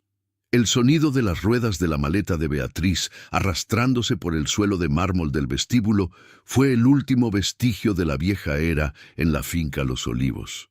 No hubo despedidas lacrimógenas ni abrazos fingidos. Álvaro se quedó de pie en la entrada, con la camisa arremangada y el cabello revuelto por el viento, observando cómo el coche negro se llevaba a la mujer que había gobernado su vida y su casa con puño de hierro. Cuando las luces traseras del vehículo desaparecieron tras el portón principal, el silencio que cayó sobre la mansión fue diferente. No era el silencio opresivo y estéril de antes, era el silencio limpio de una herida que finalmente ha dejado de sangrar. Álvaro cerró la puerta principal con un golpe seco, se giró hacia el interior de su propia casa y por primera vez en años la sintió extraña. Era inmensa, fría, llena de obras de arte que no le importaban y muebles que nadie usaba. Pero en el centro de ese mausoleo, sentados en la escalera de caracol, estaban Rosana y los gemelos. «Señor», dijo Rosana, poniéndose de pie de un salto al verlo girarse. Todavía tenía los guantes amarillos puestos, como si fueran su armadura. Estaba nerviosa. La adrenalina del enfrentamiento se había disipado y ahora quedaba la realidad. Era una empleada doméstica que había desobedecido órdenes directas, y su patrón era un hombre impredecible. «Quítatelos», dijo Álvaro suavemente, señalando las manos de ella. Rosana parpadeó confundida. «¿Perdón?» «Los guantes y ese uniforme. No quiero volver a verte con eso». El pánico cruzó el rostro de Rosana. «¿Me va a despedir, señor? Sé que la señora Beatriz se fue, pero yo entiendo que crucé la línea y...» Álvaro negó con la cabeza y caminó hacia ella. Los niños, agotados por la emoción del día, estaban medio dormidos, apoyados en las piernas de la mujer. «No te estoy despedida, Rosana. Te estoy liberando. A partir de hoy, nadie en esta casa te tratará como a una sirvienta». Álvaro se agachó y levantó a Lucas en sus brazos.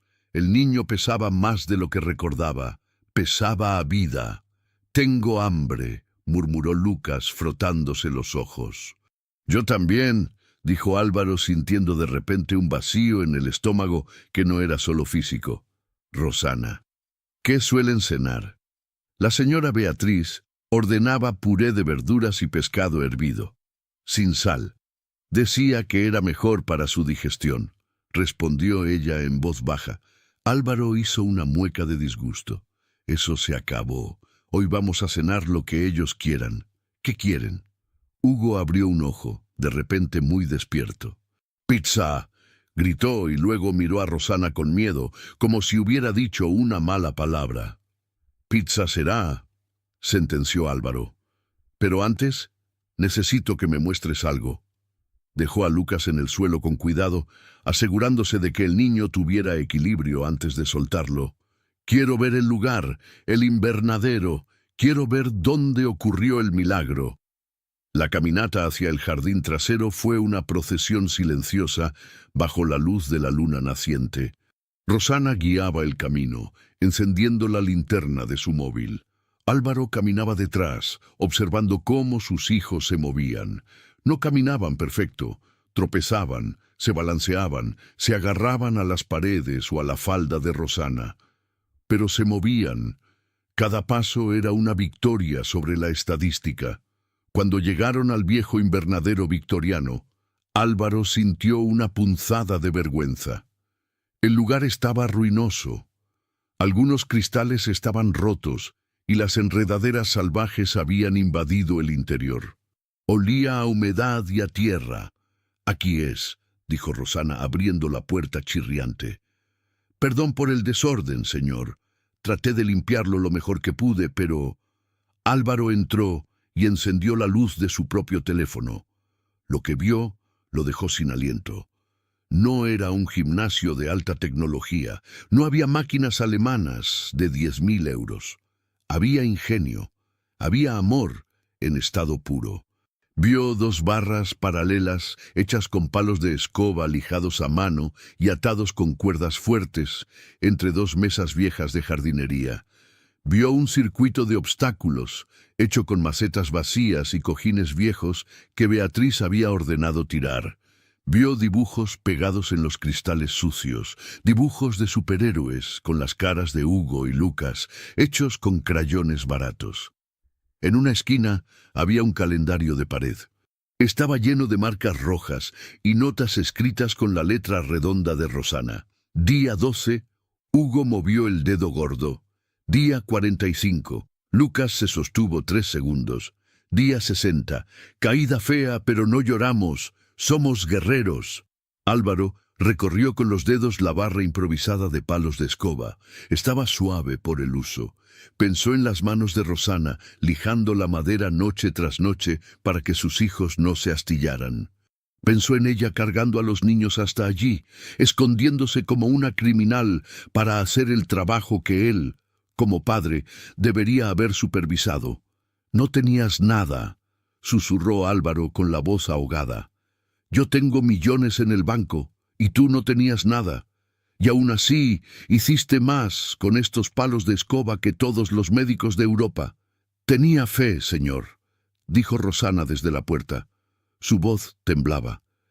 Ellos solo necesitaban saber que alguien creía que podían hacerlo.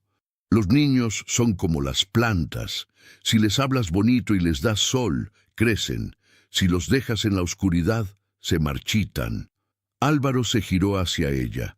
En la penumbra del invernadero, iluminada solo por la luz de la luna que entraba por el techo de cristal, Rosana no parecía una empleada doméstica, parecía una gigante. Beatriz quería mandarlos a un asilo, confesó Álvaro. Necesitaba decirlo, necesitaba sacar el veneno. Firmó los papeles hoy. Si no hubieras desobedecido, si no los hubieras sacado al jardín hoy, mañana se los habrían llevado. Rosana se llevó las manos al pecho, horrorizada. No, son muy chiquitos, se morirían de tristeza. Lo sé. Álvaro se acercó a ella. Esta vez, la distancia social se había borrado por completo. Tú los salvaste, Rosana. No solo sus piernas, les salvaste la vida. Y me salvaste a mí de cometer el error más grande de mi existencia. Se escuchó una risita. Hugo y Lucas estaban intentando trepar por una pila de sacos de tierra, jugando. Álvaro los miró y luego miró a Rosana. Nunca más tendrán que esconderse aquí. Mañana mismo mandaré llamar a los mejores arquitectos. Convertiremos este lugar en el mejor parque de juegos del mundo, o en lo que tú digas, porque a partir de ahora, en lo que respecta a mis hijos, tu palabra es ley. Señor, yo no sé nada de arquitectura, yo solo... Tú sabes lo que importa. Álvaro le tomó las manos, obligándola a mirarlo a los ojos. Vamos a casa, vamos a pedir esa pizza. Y mañana será el primer día de nuestra nueva vida. Regresaron a la mansión. Esa noche, la cena fue un caos maravilloso. Álvaro sentado en la alfombra del salón, porque los niños se negaron a usar la mesa formal del comedor, comió pizza con las manos, manchándose su camisa de seda. Rosana, sentada tímidamente en un sofá cercano, fue arrastrada al círculo por Lucas. «Nani, come», le ordenó el niño, ofreciéndole un trozo de pepperoni mordisqueado. Álvaro la miró y asintió, sonriendo, una sonrisa real que le llegaba a los ojos. «Hazle caso, es una orden del jefe». Por primera vez en 8 meses, la risa llenó las paredes de la finca Los Olivos. Pero mientras Álvaro veía a sus hijos dormir más tarde esa noche, una idea se formó en su mente. No podía ofrecerle a Rosana simplemente un aumento. Lo que ella había hecho no se pagaba con dinero. Ella había ocupado el lugar de una madre, y él tenía que asegurarse de que ese lugar fuera oficial, permanente y respetado. No sabía si estaba listo para abrir su corazón de nuevo, pero sabía una cosa: no podía dejar que esa mujer se fuera nunca. El sol de la mañana siguiente entró por las ventanas de la cocina con una insolencia alegre, iluminando el desastre de cajas de pizza vacías que nadie había recogido la noche anterior. Álvaro había dormido apenas 3 horas, pero se sentía más despierto que en toda la última década. Se había levantado antes que el sol, había hecho llamadas a sus abogados en Madrid y a su secretaria personal, dando instrucciones precisas y cortantes que habían dejado a su equipo atónito. Cancelen todo, no voy a ir, no sé cuándo volveré. Prioridad absoluta a mis asuntos personales. Estaba sentado en la isla de granito de la cocina, tomando un café negro, cuando Rosana entró. Llevaba ropa normal, unos vaqueros sencillos y una camiseta blanca. Álvaro le había prohibido el uniforme la noche anterior, y verla así, vestida de civil, le provocó una extraña sensación de intimidad. Tenía el cabello suelto, cayendo sobre sus hombros en ondas oscuras, y se veía más joven, más vulnerable, pero también más hermosa. «Buenos días, señor», dijo ella, deteniéndose en el umbral. Parecía insegura de cómo comportarse ahora que las reglas del juego habían cambiado. «Buenos días, Rosana. Siéntate, por favor». Ella obedeció, sentándose en el taburete frente a él. Cruzó las manos sobre la mesa. No llevaba guantes. Sus manos estaban limpias, aunque las marcas del trabajo duro seguían allí. «¿Los niños?», preguntó Álvaro. «Siguen dormidos. Ayer fue mucha emoción. Sus cuerpecitos necesitan descansar para asimilar el esfuerzo». Álvaro asintió y sacó una carpeta de cuero que tenía a su lado. No era una carpeta de negocios, era algo que había redactado él mismo esa madrugada. «Rosana, he estado pensando toda la noche en lo que pasó, en lo que hiciste, en mi tía Beatriz». Rosana bajó la mirada. «Espero que la señora Beatriz esté bien, a pesar de todo». «Beatriz estará bien. Tiene dinero de sobra, aunque me aseguraré de que no toque ni un céntimo más del fideicomiso familiar. Pero no quiero hablar de ella, quiero hablar de ti». Álvaro abrió la carpeta y deslizó un papel hacia ella. «Cuando te contrataron fue bajo un contrato estándar de servicio doméstico, salario mínimo, horas excesivas, sin beneficios. Eso se anula hoy». Rosana miró el papel. Estaba lleno de cifras y cláusulas legales. «Señor, yo no necesito más dinero. Con lo que me pagan me alcanza para mi abuela y...» «No es una negociación, Rosana. Es justicia». Álvaro se inclinó hacia adelante. «Pero el dinero es lo de menos. Lo que quiero proponerte es un cambio de cargo». Rosana leyó el título del documento: «Acuerdo de tutela educativa y crianza compartida». Levantó la vista confundida. «¿Qué significa esto?» «Significa que ya no eres la limpiadora, ya no eres la niñera». Álvaro tomó aire buscando las palabras exactas. «Eres la institutriz principal y la tutora de mis hijos.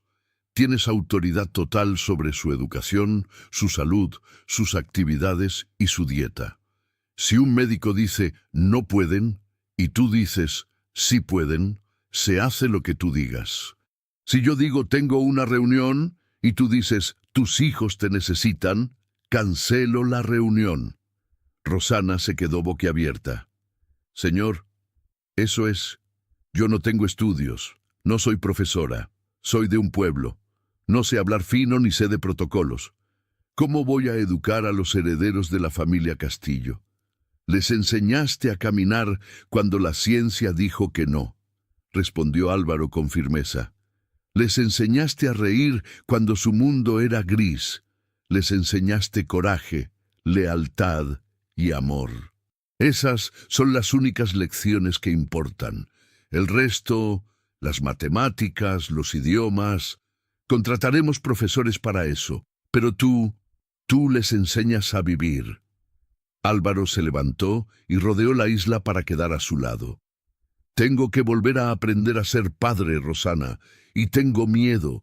Me siento culpable y torpe. Te necesito, no como una empleada que obedece, sino como una aliada. Necesito que me ayudes a criarlos. Necesito que te quedes aquí, no porque te pago, sino porque eres la única persona en el mundo en la que confío para cuidar lo más sagrado que tengo. Rosana sintió que las lágrimas volvían a sus ojos. Nadie, nunca, le había hablado con tanto respeto. Nadie la había valorado por lo que era, sino por lo que servía. Me quedaré, señor, por ellos, porque son mis niños también, en mi corazón. Por favor, llámame Álvaro, dijo él. Fue un pequeño cambio, pero monumental. Rompía la última barrera. Y hay una cosa más. Álvaro sacó un pequeño sobre de la carpeta. Sé que tu abuela está enferma. Sé que mandas todo tu sueldo para allá. He arreglado que la trasladen al mejor hospital de la capital esta misma tarde. Tendrá los mejores cuidados, a cargo de la Fundación Castillo. Y cuando se recupere, si ella quiere, puede venir a vivir a la casa de huéspedes de la finca. Así no tendrás que estar lejos de ella. Rosana no pudo contenerse más. Se tapó la cara con las manos y sollozó. No era tristeza, era el alivio abrumador de ver cómo el peso del mundo se levantaba de sus hombros. Álvaro, rompiendo sus propios protocolos de hombre distante, puso una mano en su hombro y la apretó suavemente. Has cuidado de nosotros, déjanos cuidar de ti ahora. En ese momento se escucharon pasos rápidos y torpes en el pasillo. ¡Nani! ¡Papá! Las voces de Hugo y Lucas resonaron, acercándose. Los dos adultos se giraron justo a tiempo para ver a los gemelos entrar en la cocina. Venían en pijama, descalzos, agarrándose de las paredes, pero caminando. Venían a buscar el desayuno, pero encontraron algo mucho más importante. Una familia que se estaba reconstruyendo sobre las bases de la verdad. Álvaro miró a Rosana, que se secaba las lágrimas rápidamente para sonreír a los niños. Vio su fuerza, su belleza natural, su bondad infinita, y supo que la propuesta de trabajo era solo el principio. Sabía que con el tiempo esa tutela compartida podría convertirse en algo más. Pero no había prisa. Tenían todo el tiempo del mundo. Tenían un jardín para correr, una casa para llenar de risas y un futuro que, por primera vez en mucho tiempo, brillaba más que el sol de España. «Buenos días, campeones», exclamó Álvaro, abriendo los brazos para recibir a sus hijos. Hugo y Lucas corrieron hacia él, pero antes de llegar, Lucas se detuvo, agarró la mano de Rosana y tiró de ella. «¡Todos!», exigió el niño. Y así, en un abrazo de cuatro en la cocina de una mansión que dejaba de ser museo para ser hogar, comenzó la verdadera historia de la familia Castillo. Han pasado 12 meses desde aquel atardecer que cambió la historia de la finca Los Olivos, y si uno cerrara los ojos y escuchara el sonido que ahora envuelve la propiedad, jamás creería que alguna vez fue un mausoleo de silencio y tristeza. Hoy el aire vibra. No es el zumbido de las máquinas médicas ni el murmullo de enfermeras con zapatos de goma. Es el estruendo caótico, maravilloso y ensordecedor de la vida. Es el sonido de carreras, de pelotas golpeando contra la pared, de risas que rebotan en los muros de piedra antigua y suben hasta el cielo azul de España. El antiguo invernadero, aquel lugar lúgubre de cristales rotos y secretos desesperados, ya no existe. En su lugar se alza un pabellón de madera y cristal, luminoso y abierto, diseñado por los mejores arquitectos, pero inspirado por las ideas de una mujer sencilla. No hay aparatos de gimnasia intimidantes. Hay cuerdas para trepar, colchonetas de colores, una piscina de bolas y una pared de escalada adaptada. Lo llaman el Fuerte de los Guerreros, un nombre elegido por Hugo y Lucas para conmemorar el lugar donde ganaron su batalla más difícil. Hoy es un día especial. El sol brilla con esa intensidad dorada típica del verano mediterráneo, reflejándose en las mesas vestidas con manteles blancos dispuestas en el jardín principal. Hay globos, hay música suave flotando en la brisa y hay invitados. La alta sociedad de la región, la misma que murmuraba chismes sobre el pobre viudo y sus hijos enfermos, ha venido en pleno. Pero no han venido por lástima. Han venido a ver el milagro. Álvaro Castillo observa la escena desde la terraza superior antes de bajar. Se ajusta los gemelos de su camisa, pero sus manos ya no tiemblan por estrés o furia. Tienen la firmeza de un hombre que sabe exactamente quién es y qué es lo que importa. Mira hacia abajo, buscando entre la multitud. No busca a socios comerciales ni a banqueros. Busca una figura específica y la encuentra. Rosana está junto a la mesa del pastel.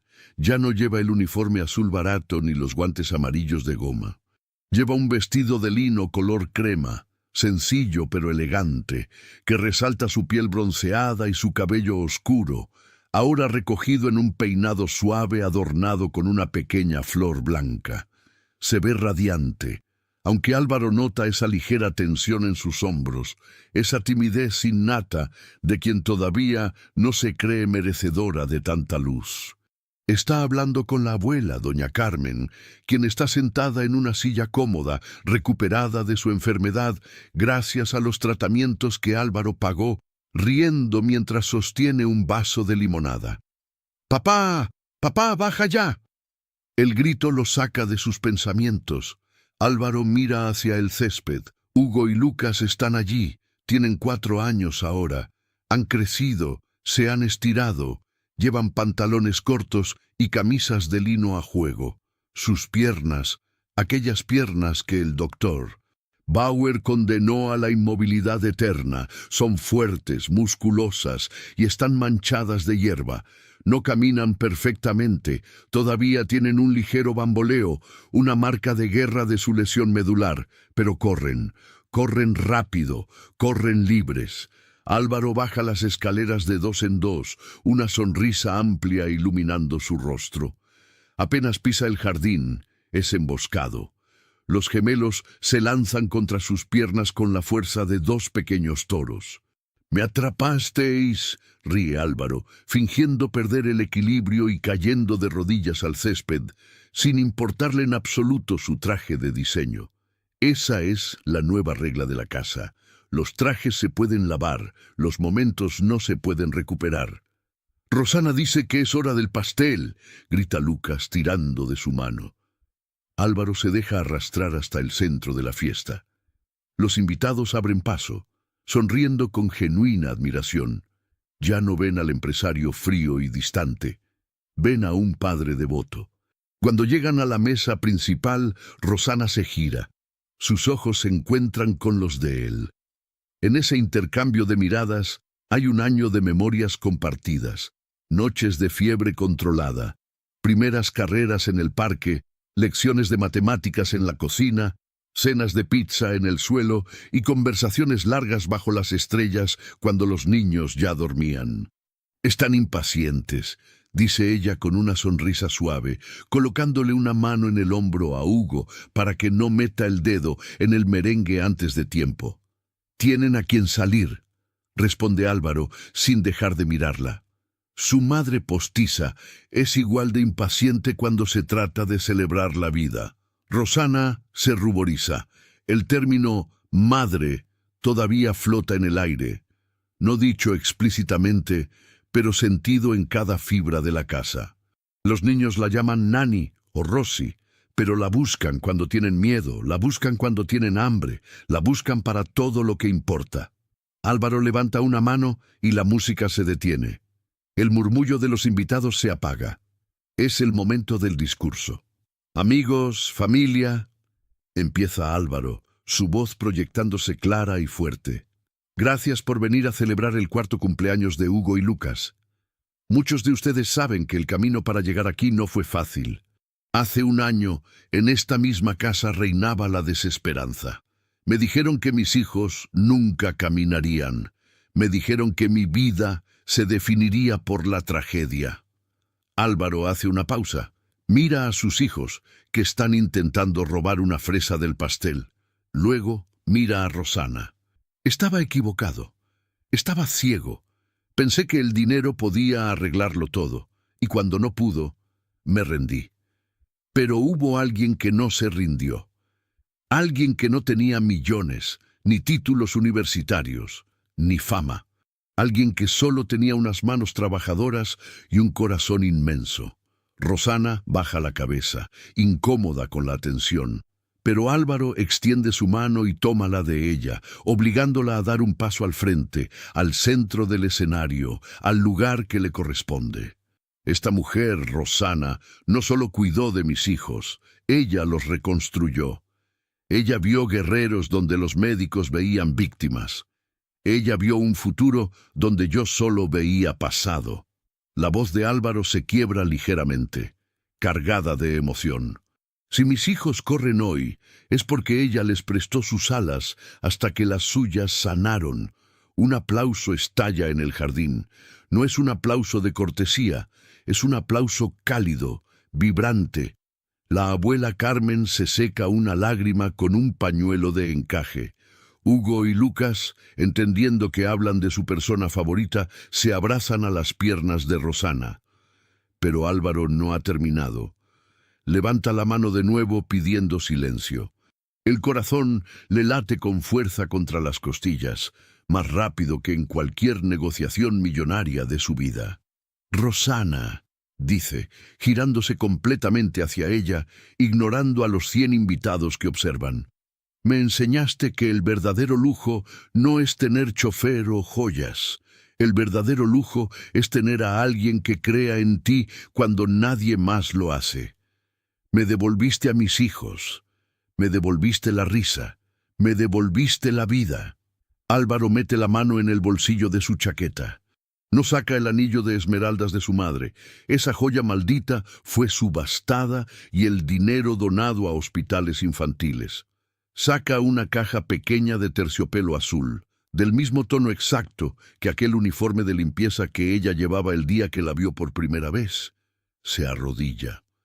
No ante los niños esta vez, sino ante ella. Un grito ahogado recorre la multitud. Rosana se lleva las manos a la boca, sus ojos grandes y oscuros llenándose de lágrimas de incredulidad. Sé que te contraté para cuidar la casa, dice Álvaro, abriendo la caja para revelar un anillo sencillo pero hermoso, un diamante puro rodeado de zafiros azules. Pero terminaste salvando el hogar. No quiero que seas la institutriz. No quiero que seas la empleada. Quiero que seas la dueña. Dueña de esta casa, dueña de mi destino y, si me lo permites, mi esposa. Rosana, ¿quieres casarte con este tonto que tardó demasiado en darse cuenta de que tenía un ángel bajo su techo? El silencio dura un segundo eterno. El viento mueve las hojas de los olivos. «Di que sí, Nani», grita Lucas, rompiendo la tensión. Rosana ríe entre lágrimas, asintiendo frenéticamente porque la voz no le sale. «Sí», susurra finalmente y luego lo grita. «Sí, sí, quiero». Álvaro le pone el anillo y se levanta para besarla. Es un beso dulce, profundo, sellado bajo el sol y los aplausos de una multitud que celebra el triunfo del amor sobre el prejuicio. Los gemelos saltan alrededor de ellos, gritando «¡Boda! ¡Boda!», aunque probablemente no saben lo que significa. Solo saben que nadie se va a ir, que la familia está completa. Más tarde, cuando el sol comienza a ponerse tiñendo el cielo de naranja y violeta, la fiesta se va apagando. Los invitados se despiden, llevándose consigo la certeza de haber presenciado algo real. Álvaro y Rosana se quedan solos en el jardín con los niños, que ahora duermen exhaustos sobre unas mantas en el césped, sucios de pastel y felicidad. ¿Sabes qué pasó con la señora Beatriz?, pregunta Rosana suavemente, apoyando la cabeza en el hombro de Álvaro mientras miran el horizonte. Me llegó un informe ayer, responde él, acariciando la mano de ella donde brilla el anillo nuevo. Vive en un apartamento pequeño en la costa, sola. Sus amigas la abandonaron cuando se cortó el flujo de dinero y salieron a la luz los rumores de su crueldad. Tiene lo que sembró Rosana: soledad. Me da pena, dice ella, y Álvaro sabe que es verdad, porque el corazón de Rosana no sabe odiar. A mí no, dice Álvaro con firmeza besando su frente. Ella eligió el dinero. Nosotros elegimos esto. Miran hacia el antiguo invernadero, ahora iluminado por guirnaldas de luces cálidas. Dentro, colgadas en la pared como trofeos de una guerra ganada, están las dos pequeñas sillas de ruedas de madera. Ya no son prisiones, son recordatorios. Recordatorios de que imposible es solo una palabra que usan los hombres pequeños cuando tienen miedo. ¿Crees que Elena nos está viendo?, pregunta Rosana mirando al cielo. Álvaro mira a sus hijos, que respiran tranquilos, sanos y salvos. Siente una paz que no había sentido en años. Sí, creo que ella te envió. Creo que ella sabía que yo no podía hacerlo solo. El viento sopla suavemente, trayendo el olor a jazmín y tierra mojada. Álvaro toma a Lucas en brazos y Rosana toma a Hugo.